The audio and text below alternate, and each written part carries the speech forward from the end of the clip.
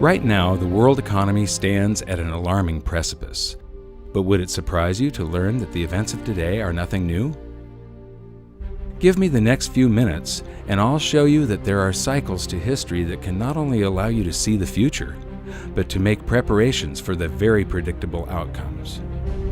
You're about to discover that huge financial gyrations, inflation, loss of personal freedom, and out-of-control government are all things that we have been warned about for centuries and are the direct consequences of the monetary system itself. In fact, most world history is determined by monetary history. So what lessons can we take from the past to help us navigate the perfect economic storm that awaits us?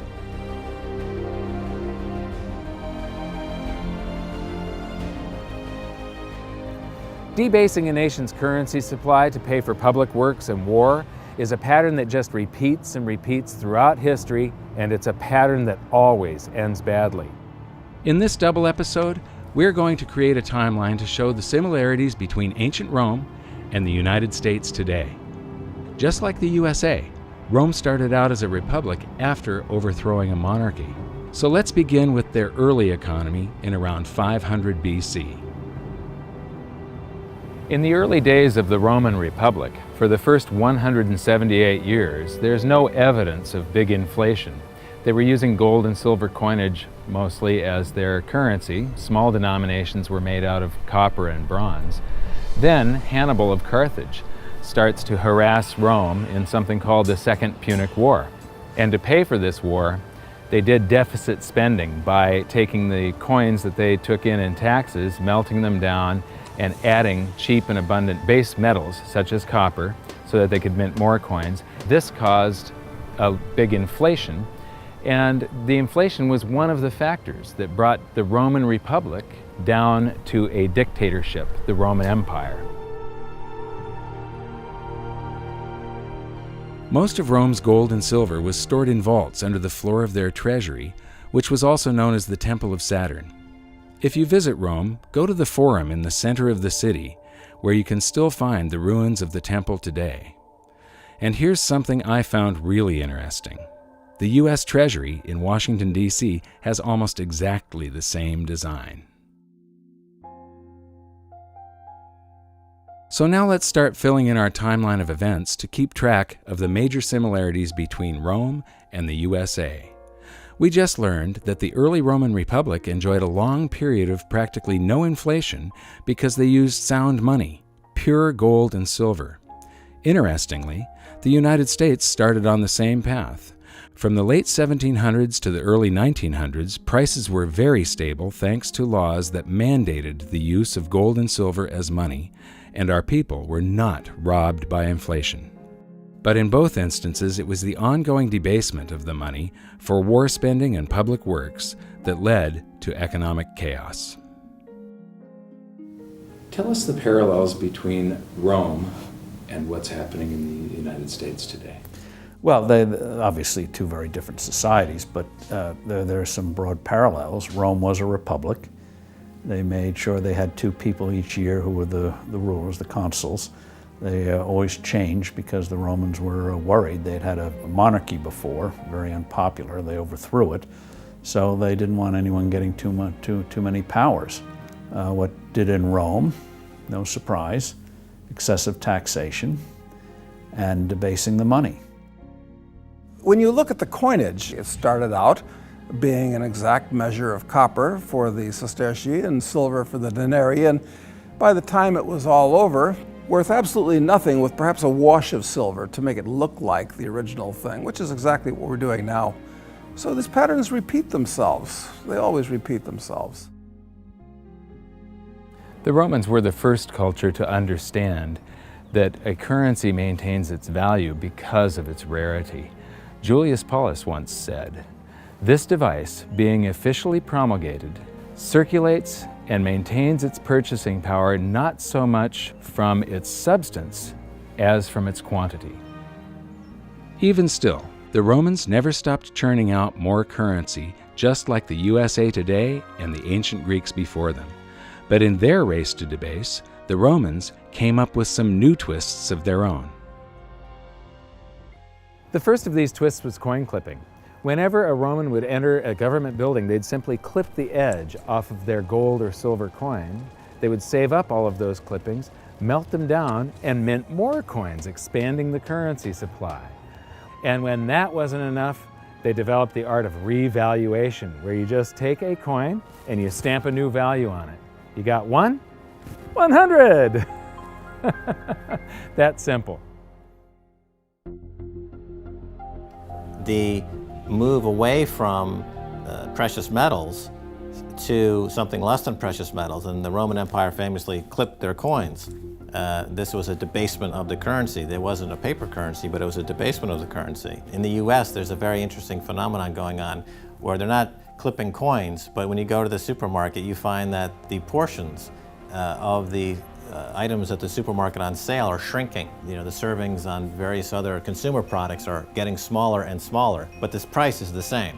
So it's very similar to that old Roman coin clipping trick from 2,000 years ago. It's another form of currency debasement, but it's hidden through cardboard and marketing and fancy presentation, but the people are nevertheless having their currency debased. So why should you care about this? The quality of a society is directly proportional to the quality of its money.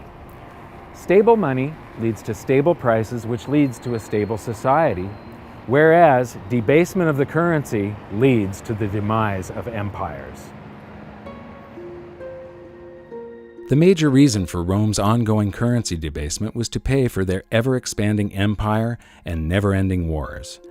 The precious metals content of their coinage fell further and further until it had next to no connection with the pure gold and silver that had initially provided them with a stable economy. Cut to today, and we see the same pattern.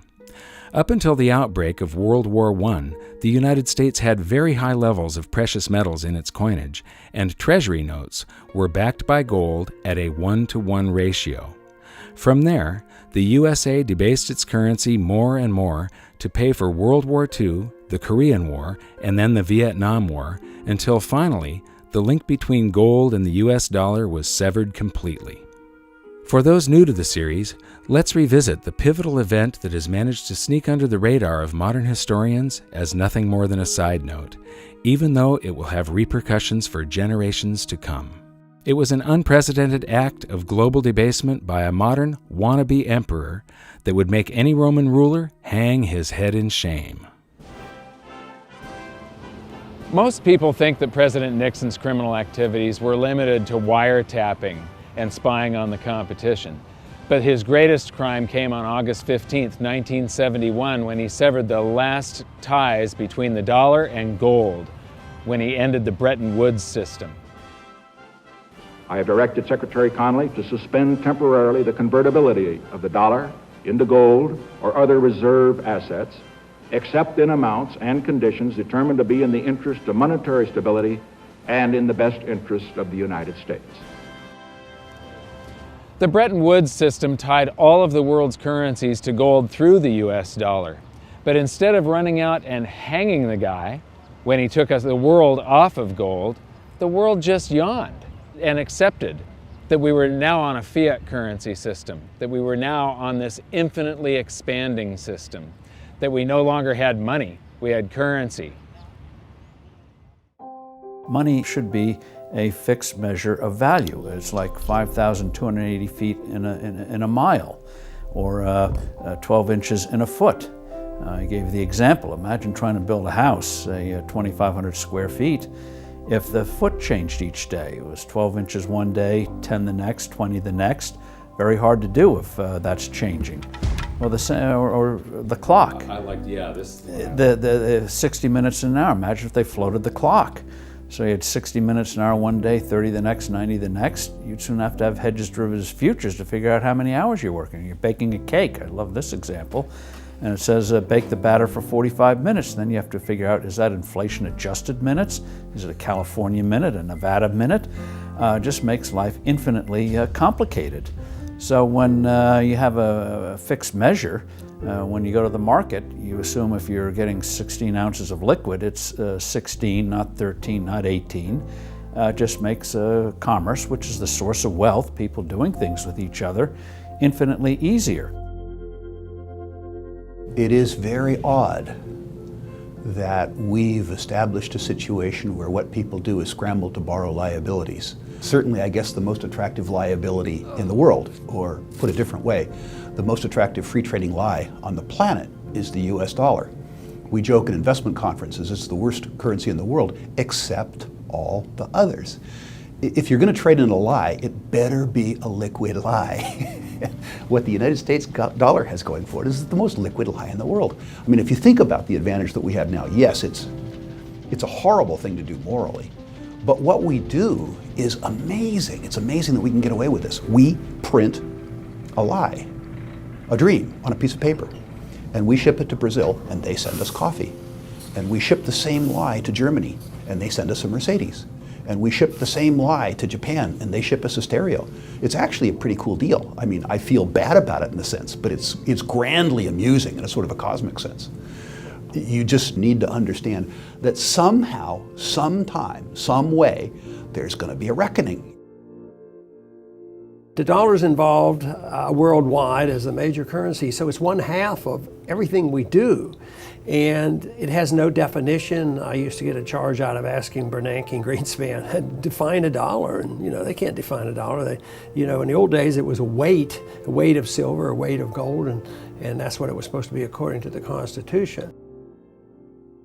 Well, Dr. McCracken, not being an economist, can you explain to me briefly how in the world do you determine what a value of a dollar is in relation to a French franc, for instance, if you can't convert that dollar into gold? What standard do you have? What is it worth at all?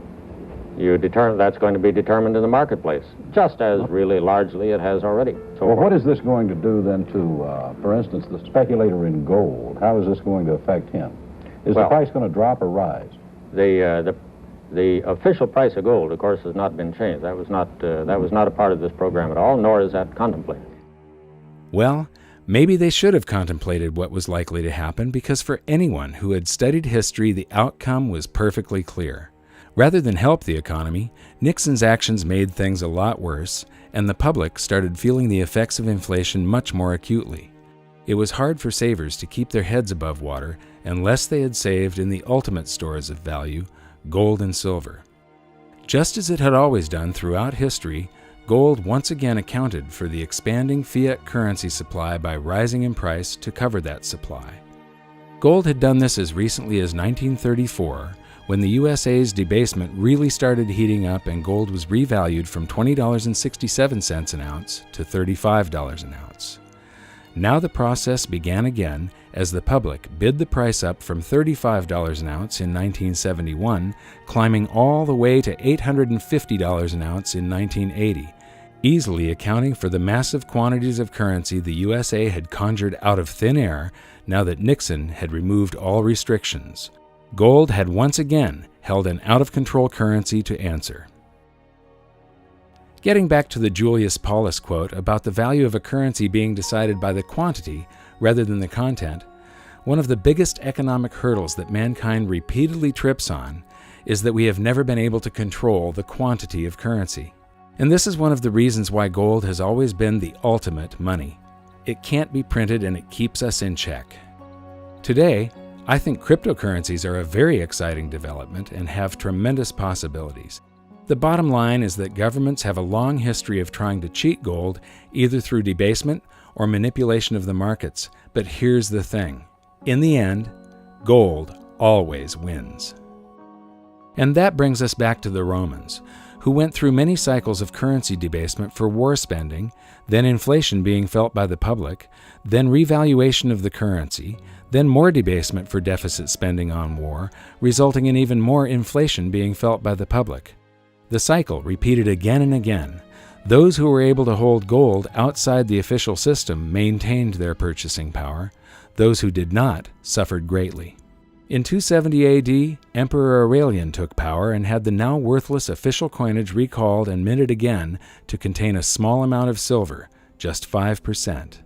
This act brought a new vitality to Rome, but unfortunately it was short-lived as government after government gave in to the temptation of spending beyond their means. Eventually, wars were funded by levying huge taxes on businesses and the rich. This only had the effect of closing down many essential businesses. The more meddling the government did with the economy, the worse things became. The government started confiscating private property by force to fill their empty state coffers. Rome was sliding into ruin. And that brings us to Emperor Diocletian. His actions are the first recorded example of the following hidden secret of money. Wage and price controls do not work. He came to power as inflation was surging, but his decisive actions only added fuel to the fire. So because the economy was getting worse and worse, Diocletian created a whole bunch of great government solutions. He created a bunch of works projects. He hired a bunch of the homeless and people that were unemployed, made them soldiers and government employees, and this caused deficit spending to just go out of control, and inflation raged into what is known as the first documented hyperinflation. So to get inflation under control, in 301 AD, Diocletian issued his infamous Edict of Prices. This was a massive volume of a list of all of the wages and the prices people could charge for goods and services. And it was all enforced under the penalty of death. So what happened was instead of risking your life to sell something at a profit so that you could stay in business, people just closed up shop. Instead of doing a job that was listed in the book that was below a living wage, people quit their chosen career and tried to pursue a job that wasn't listed in the book. The result of this was that Diocletian came out with a law that said every son had to go into his father's business under the penalty of death. When governments start meddling with an economy, the result is always the same. Prices become distorted. This is a huge danger because prices act as a signal for an economy. They indicate to producers and buyers where true value lies. The outcome is always economic turmoil, shortages, and black markets. We've seen what happened to gold when Nixon started his economic interference. So now let's go back and see what happened when Diocletian started his jumbo-sized meddling with the economy. We know when Diocletian created the Edict of Prices that the price of gold was 50,000 denarii per pound. And then we also know from transaction receipts around 50 years later, the price of gold had risen to 1,200,000,000 denarii per pound. That's a 42,400% hyperinflation over a 50-year period. That would be similar to if gold was $35 an ounce 50 years ago. Today, 1 ounce of gold would be about $1.5 million. Another analogy that I can make is if an average family car was about $2,000 50 years ago, today it would be selling for $85 million. Just imagine $85 million on the windshield of a car at a car lot. That's the type of inflation these poor people suffered through. Well, wage and price controls upends an economy, gives more power to the government. What are price controls? Prices are supposed to convey information. That's what markets are about, knowledge and information. So a price will tell you something is dear. Oh, get out and produce more. The price is low. Maybe you're producing too many of it. So it's a way of conveyance of information. So you devote your efforts to something that people want, not what a bureaucrat dictates. So when governments trash the money and your prices, nominal prices are going up, the government response is, oh, they're greedy speculators or merchants or whatever, and so you say you can't charge as much. Well, what that means is you get a black market and you hurt the production of the thing. The idea that government can substitute for people interacting among themselves is preposterous. This pattern of failed price controls is something we see throughout history and across the globe. Skip forward over 1,500 years, and governments still hadn't learned their lesson. During the chaos of the French Revolution, the government issued a set of wage and price controls known as the Law of Maximum, also imposed under the penalty of death. It's worth noting that when wage and price controls are implemented, government always tries to deflect attention away from the problems that it has created itself by shifting the focus to businesses who are labeled as greedy hoarders or price gougers. In reality, Most are just average people trying to keep their business afloat, doing their best to deal with the unstable supply and demand curve created by government meddling. And France was no exception to this blame game. During the law of maximum, many innocent people were executed, food shortages developed, and black markets ruled until finally, 15 months later, the act was repealed because it didn't work. And all the stored-up energy of government manipulation was unleashed at once, leading to a further period of chaos and inflation for France. I agree with Steve Forbes. The idea of wage and price controls is absolutely preposterous. Now we'll skip forward another 200 years and government was at it again. Many people don't realize that Nixon's speech from 1971 also included the announcement of a 90-day wage and price freeze. The United States was suffering from big inflation thanks to deficit spending for the Vietnam War. Silver had been taken out of circulation in 1965, reducing our coinage to worthless flecks of base metal, and the paper currency supply had been expanded greatly. Did that sound familiar? Just like Diocletian, Nixon's team of economic boffins thought they could curb inflation by fixing wages and prices. The time has come for decisive action, action that will break the vicious circle of spiraling prices and costs. I am today ordering a freeze on all prices and wages throughout the United States for a period of 90 days. Working together, we will break the back of inflation. You'd think that these people would learn from history, but they don't. To get an idea of how out of touch the men with their hands on the economic levers were, listen to what Nixon's advisor had to say about the duration of the controls. Would it be your anticipation that it would take more than 90 days to break the back of inflation, as the President put it tonight, that there would have to be a further extension of an actual wage price freeze? I would not, no, I wouldn't. I don't think one can say that it will necessarily take longer. We're sailing to some extent in an uncharted sea here, but this I think is a reasonable estimate of the time that's going to be required.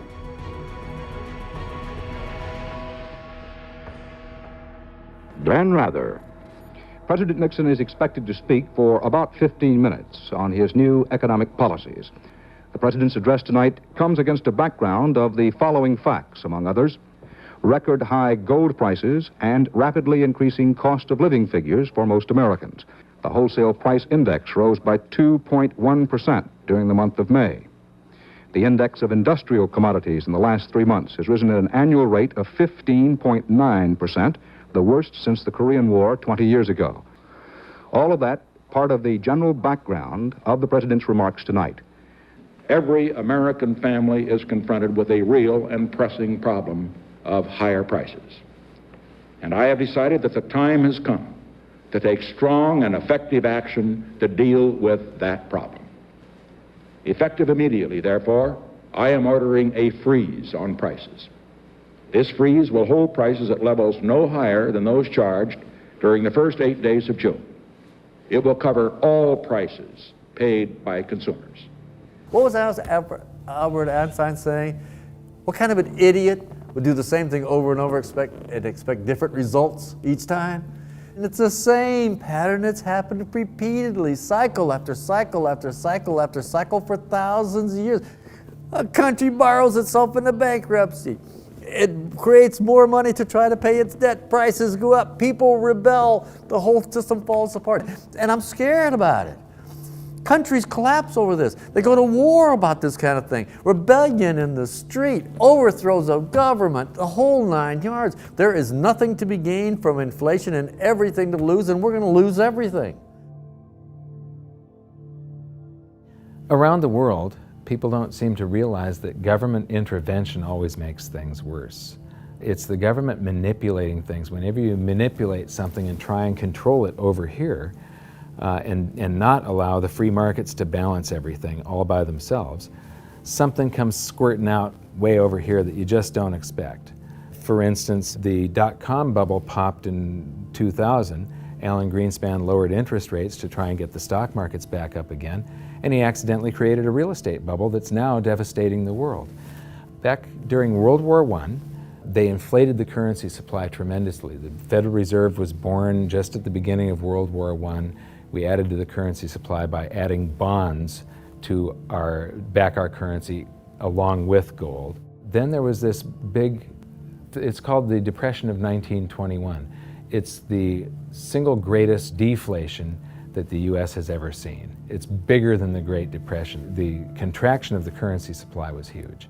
The reason nobody knows about the Depression of 1921, they only know of the stock market crash of 29 and the Great Depression, is because the government did not rush in to save us. The Federal Reserve didn't try to suddenly lower interest rates down to zero.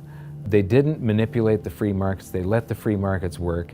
It was horrible for a year. There were bankruptcies and foreclosures. People lost homes and things like that. But the bankruptcies and the businesses that folded, there were new businesses that were more efficient, that grew up to take their place. And when a home gets foreclosed on, it gets resold to somebody else. And yes, it was horrible, but the people that were leveraged out, or the people that weren't in full control of their finances, or the inefficient businesses that were just hanging on by a thread anyway, yeah, they went under. But because the government didn't rush in to save us, and the Federal Reserve didn't try and manipulate the economy, the free markets healed it all, and in 18 months it was a memory. In fact, 10 years later, nobody could even remember the memory. It was gone. Mark Twain is often quoted as saying, "History doesn't repeat, but it sure does rhyme." And as you've seen from this episode, that sure rings true. The wage and price controls, we will probably end up trying this in the United States sometime in the future. And you know, they tried it during Diocletian. It didn't work. It destroys the economy, and eventually they have to repeal the act. They tried it during the French Revolution. It didn't work. It ruins the economy, and they have to repeal it. Nixon tried it. It didn't work. It ruined the economy, and they had to repeal it. It's not going to work the next time they try it. This stuff just keeps on happening over and over and over again, and part of it is caused by the 4-year election cycle. All of the politicians are worried about what's going to happen on their watch, and they push all the problems forward to the next administration. They really don't care what's going to happen out in the future. They care what's happening, you know, how they're remembered. So I'm expecting this to happen in the United States sometime. Right now I'm expecting a deflation, but when we get to big inflation or hyperinflation, you can pretty much count on the fact that they're going to make the same stupid mistakes, because politicians do not read monetary history. This is just the beginning of the similarities between ancient Rome and the USA. In the next episode, we're going to focus on some more amazing events that are echoing throughout history to today.